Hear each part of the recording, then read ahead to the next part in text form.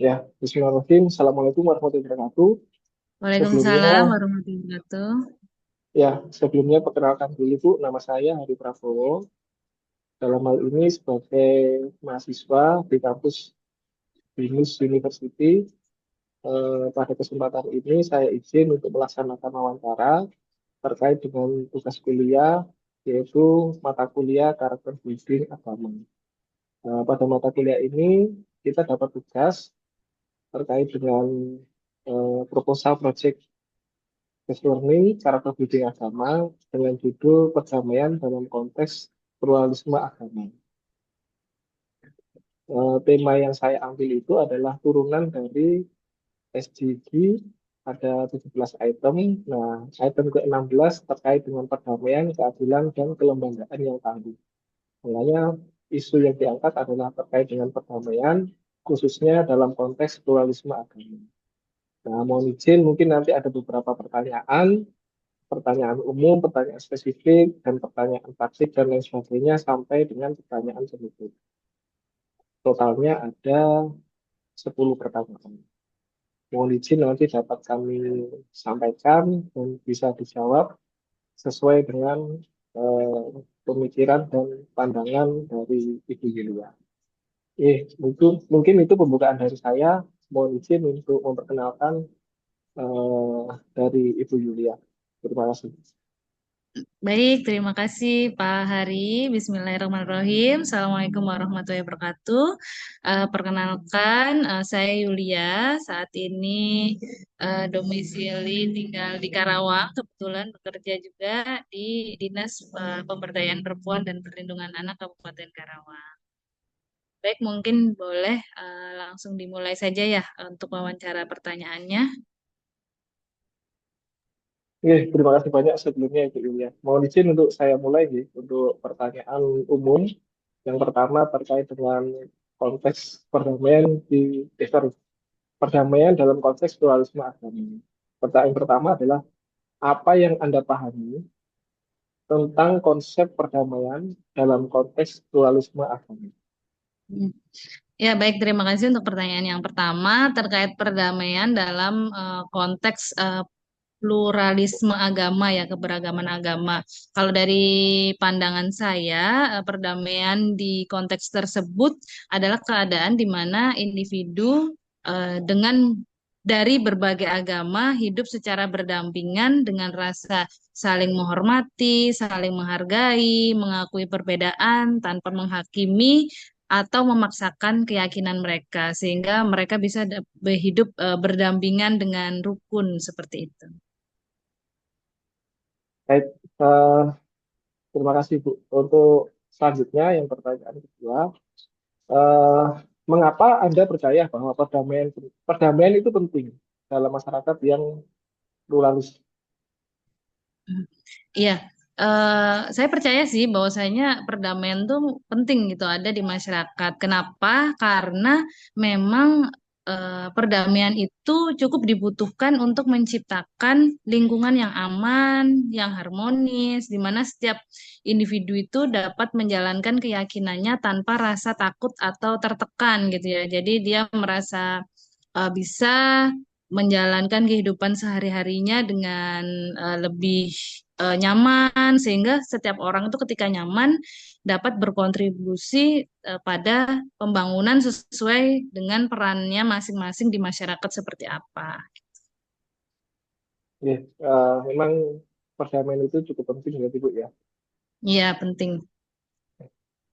Oke, next untuk yang pertanyaan berikutnya masih pertanyaan umum yaitu tentang bagaimana pengalaman pribadi Anda berkontribusi pada perdamaian. Sorry, bagaimana pemahaman pribadi Anda berkontribusi pada pemahaman Anda tentang perdamaian antar agama. Jadi lebih lebih ke peran Bu Yulia sih secara pribadi, pengalamannya, pengalaman Pengalaman. pribadinya dan kontribusinya.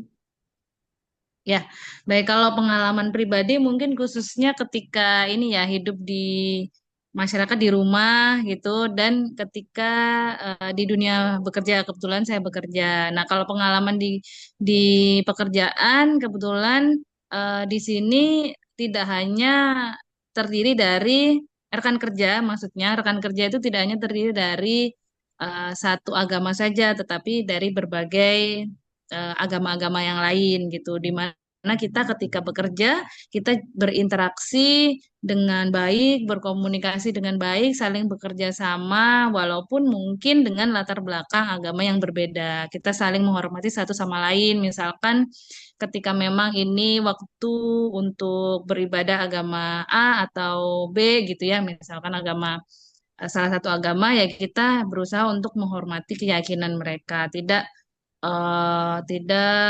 melihat dari sudut pandang kita sendiri, tapi kita mencoba untuk memahami. Terus kemudian ketika bekerja juga tidak kemudian pilih-pilih, misalkan hanya cuman pengen bekerja sama dengan kelompok tertentu gitu ya, tapi kita eh, secara umum aja kita profesional, saling menghargai satu sama lain. Seperti itu. Oke, cukup menarik ya, berdasarkan latar belakang yang berbeda baik di dalam lingkungan pekerjaan, sehingga kita harus bersikap profesional ya. Apapun itu, kita tidak boleh pilih memilih dan tidak boleh membedakan latar belakang. Oke, Ya, terima kasih. benar. Ya. Eh, untuk yang berikutnya, pertanyaan keempat ya, ini lebih spesifik, yaitu Hmm. tentang apa tantangan terbesar yang Anda lihat dalam mencapai perdamaian di antara berbagai agama? Tantangan terbesar. Tantangan terbesar mungkin terkait ini ya, masih banyak prasangka dan stereotip gitu antar agama satu terhadap agama yang lain. Stereotip negatif mungkin ya. Jadi banyak mungkin konflik dan kesalahpahaman yang terjadi ini kalau saya lihat di berita, televisi dan lain sebagainya gitu ya. Kesalahpahaman atau penafsiran yang salah terhadap ajaran agama tertentu sehingga kemudian menciptakan apa ya menciptakan perselisihan gitu ya, perselisihan antar kelompok agama yang berbeda. Kan sering terjadi misalkan kelompok agama ini ke kelompok agama ini, padahal sebenarnya mungkin akar permasalahannya hanya kesalahpahaman saja. Jadi prasangka negatif sama stereotip negatif dari kelompok satu ke kelompok agama yang lain tuh kadang menimbulkan perselisihan. Jadi tantangan terbesarnya sih itu sih menghapus prasangka sama bukan menghapus ya, mungkin meminimalisir ya terjadinya muncul prasangka dan stereotip negatif antar kelompok agama itu tantangannya. Ya, baik. Memang eh, stereotip dan seolah-olah terkesan terkotak-kotak gitu ya, sehingga Ya. entropi budayanya itu ada gesekan gitu ya, sehingga menimbulkan Nah, ya. perselisihan yang sangat besar gitu ya, mungkin ya. Nah, ya benar. Oke, oke. Oke, terima kasih. Bisa saya lanjut untuk pertanyaan berikutnya, Boleh? yaitu pertanyaan Silakan. kelima terkait dengan bagaimana ajaran agama Anda yang Ibu Yulia anut, yang Ibu percayai tentang cara untuk mempromosikan nilai-nilai toleransi dan saling menghormati antar sesama. Hmm. Baik, terima kasih.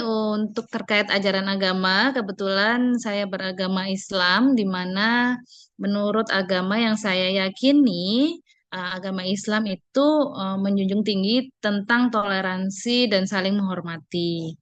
Islam sangat mengajarkan terkait ini, terkait toleransi dan menghormati orang lain dan agama yang lain. Mungkin sedikit saya kutip dari surat Al-Kafirun ya Pak ya, bahwasanya mengatakan di situ ada salah satu ayat yang bilang untukmu agamamu dan untukku agamaku, dalam artian kalau kita ambil dari sisi perdamaian adalah ya saya akan beribadah sesuai dengan agama saya gitu, dan kamu mungkin beribadah sesuai dengan agama kamu gitu. Tapi kita tetap harus saling menghormati satu sama lain. Ya, saya fokus terhadap keyakinan saya, orang lain juga fokus terhadap keyakinannya masing-masing gitu. Dengan tidak terlepas bahwasanya kita adalah manusia yang juga harus saling apa ya harus saling menjaga, menghormati satu sama lain.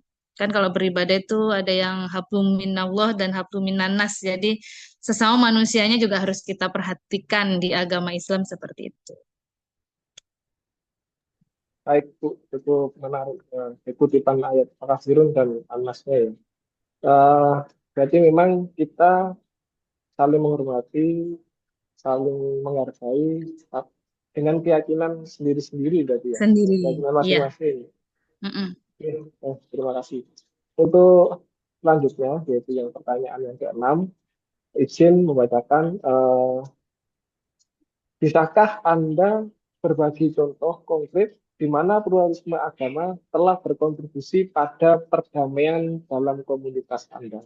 Mungkin lebih ke komunitas di lingkungan pekerjaan mungkin. Ya, ya, baik. Ya, kalau komunitas di luar pekerjaan ya berarti ya, Pak ya.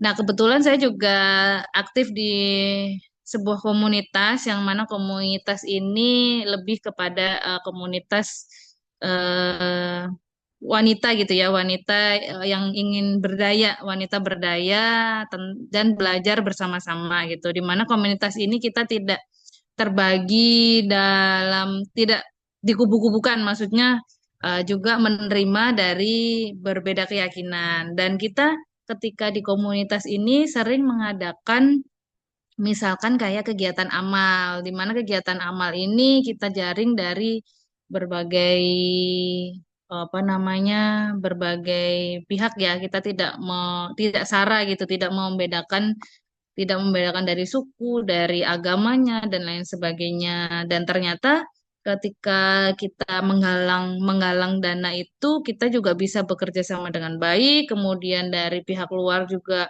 em, memberikan kontribusi yang positif gitu ya, sehingga mendapatkan banyak ya cukup dana yang kemudian kita juga sebarluaskan untuk yang membutuhkan pada saat itu. Seperti itu sih. Jadi itu dari kegiatan komunitas yang membuktikan bahwasanya ternyata berbeda-beda kita tetap bisa bersatu bekerja sama untuk kebaikan bersama gitu.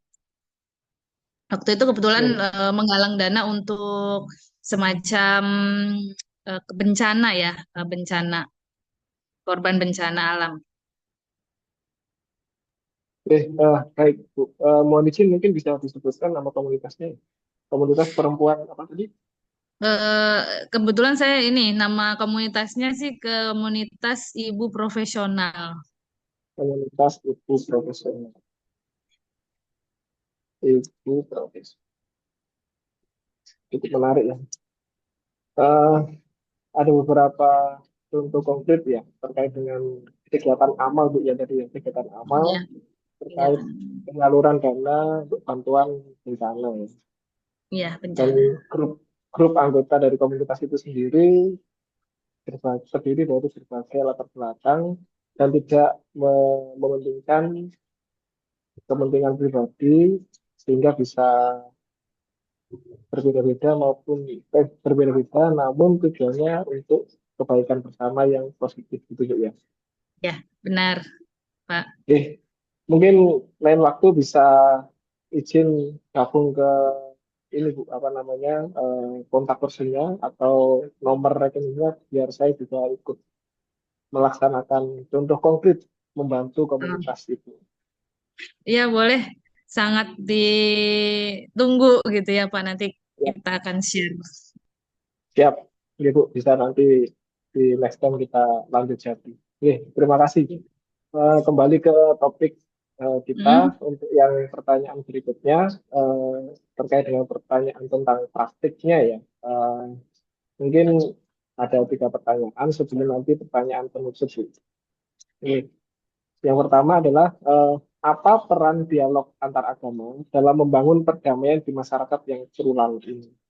Hmm. Ya, menurut saya dialog antar agama itu sangat berperan karena melihat dari tantangan yang tadi sempat disebutkan di awal, tantangannya adalah stereotip dan prasangka negatif antar kubu agama ya. Nah, dengan dialog antar agama ini, maka bisa membangun pemahaman dan menghilangkan prasangka-prasangka negatif itu. Di mana ketika berdialog itu kan bisa jadi ruang antar satu agama dengan agama lain untuk saling berinteraksi, saling belajar, saling memahami dan menghargai dari sudut pandang ya, bukan terkait ininya, tapi dari sudut pandang agama yang lain gitu, sehingga kita bisa eh, sehingga bisa memunculkan atau mengkikis stereotip-stereotip dan prasangka negatif tersebut sehingga kita bisa sama-sama saling hidup rukun gitu, saling memaham. Karena kan kita sudah paham, oh ternyata memang dari pandangan ini seperti ini. Jadi kita harus memahami ketika misalkan itu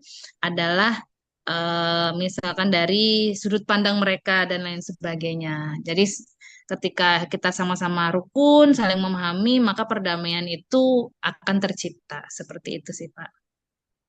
Ya, berarti memang peran dialog antara agama itu sangat dibutuhkan Sangat untuk dibutuhkan bertukar sudut pandang, knowledge sharing terkait dengan tujuan awalnya yaitu perdamaian untuk mengkikis perdamaian. nah, egosentris atau stereotip dan prasangka-prasangka negatif itu tadi Bu tadi ya.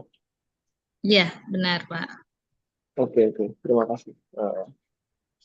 Untuk pertanyaan berikutnya yaitu tentang bagaimana Anda melihat kontribusi organisasi atau lembaga keagamaan dalam mempromosikan perdamaian itu sendiri?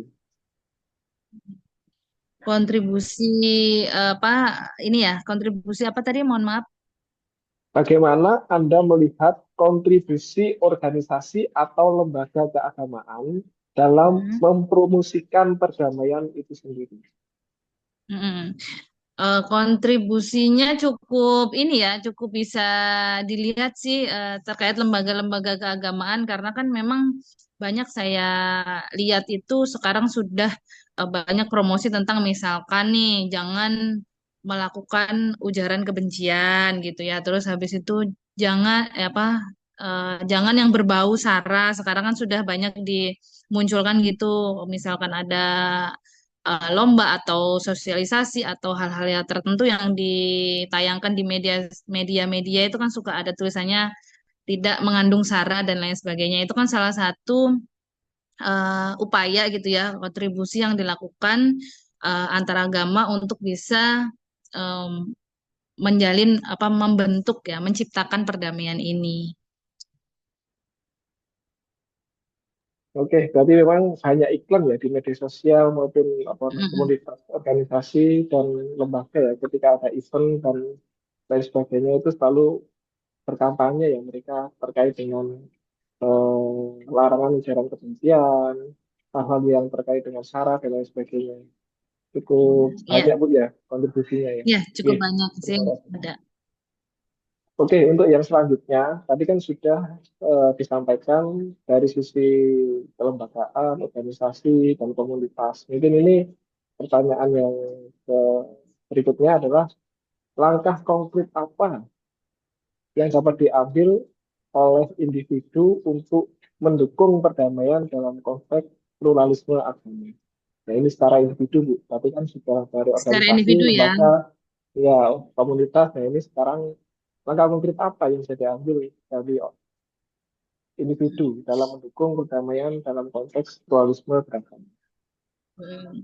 Kalau dari saya sendiri mungkin menyambung dari yang tadi ya, bahwasanya memang sekarang itu kan banyak apa namanya muncul iklan-iklan tentang jangan ini ujaran kebencian. Maka mungkin hal konkret yang bisa saya lakukan misalkan nih ada berita-berita yang memang belum jelas asal-usulnya, apalagi itu misalkan berhubungan dengan satu kubu agama tertentu dan lain sebagainya itu saya tidak langsung ikut menyebarkan gitu. Jadi saya saring dulu. Jadi saya tidak akan berkontribusi dalam upaya ujaran kebencian yang ingin disebarluaskan orang gitu. Jadi kan sekarang banyak iklan-iklan hoax gitu ya.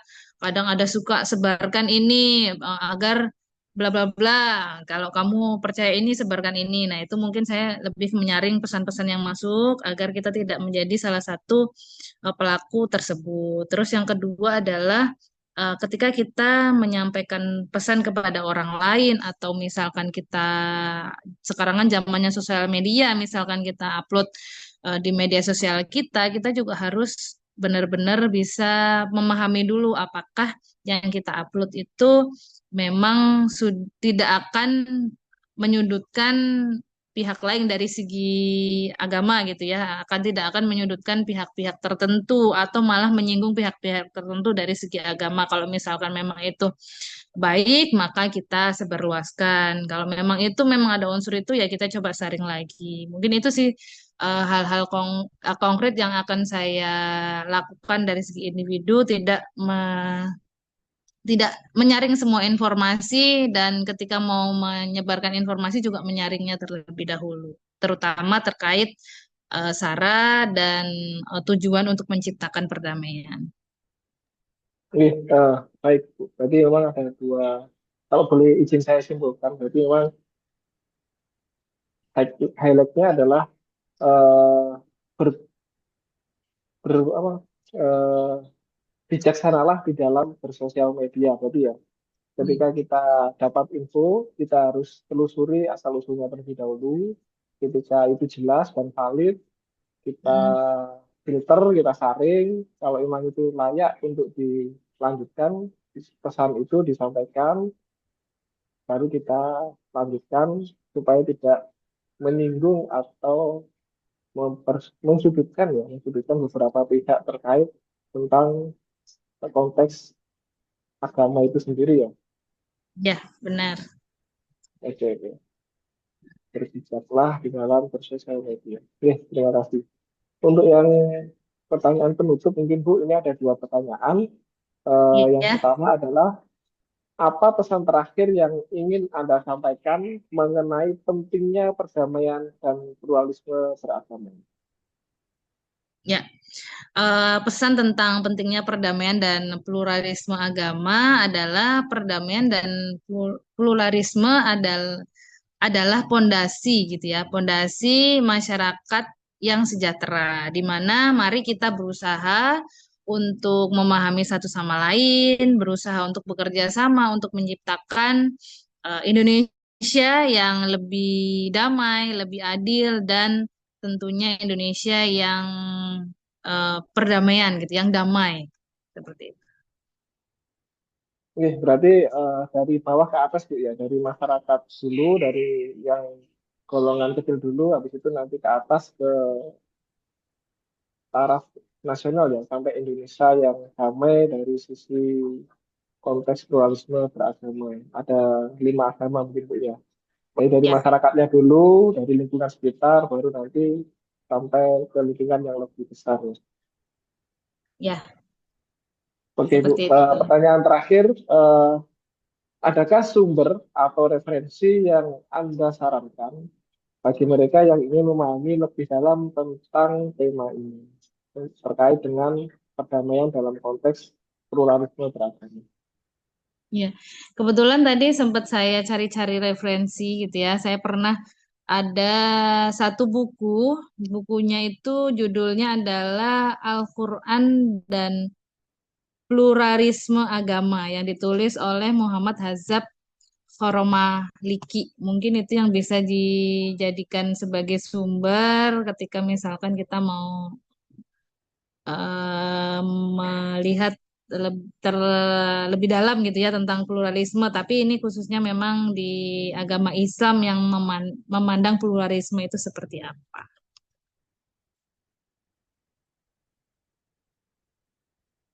Suaranya ini masih di mute. Astagfirullahaladzim. Oke, mohon izin ini saya tulis di kolom chat. Tadi judulnya, referensinya apa Bu? Al-Quran dan Quran dan pluralisme agama agama. Yang nulis dari oleh M. Hazab Koromaliki. Ki pakai ki, Koromaliki.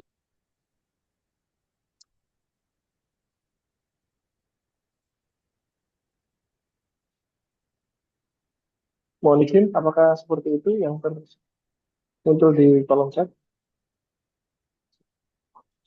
Oh, gini. Atau mungkin Bu Yulia Coba bisa, saya itu ya, saya apa namanya eh, koreksi sedikit ya. iya, iya.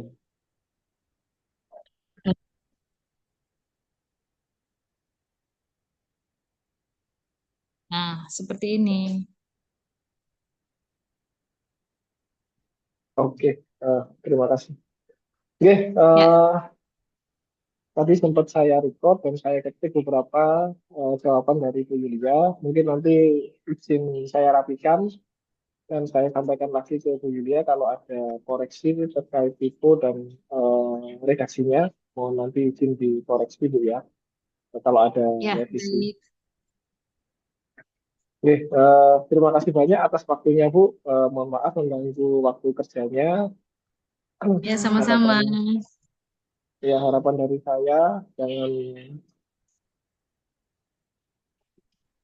jangan kapok ya Bu ya. Nanti ketika saya minta tolong lagi terkait dengan tugas kuliah saya, mohon izin waktunya dan bantuannya. Oke, cukup sekian Siap. dari kami. Saya ucapkan mohon maaf sekali lagi dan terima kasih. Wassalamualaikum warahmatullahi wabarakatuh. Waalaikumsalam warahmatullahi wabarakatuh.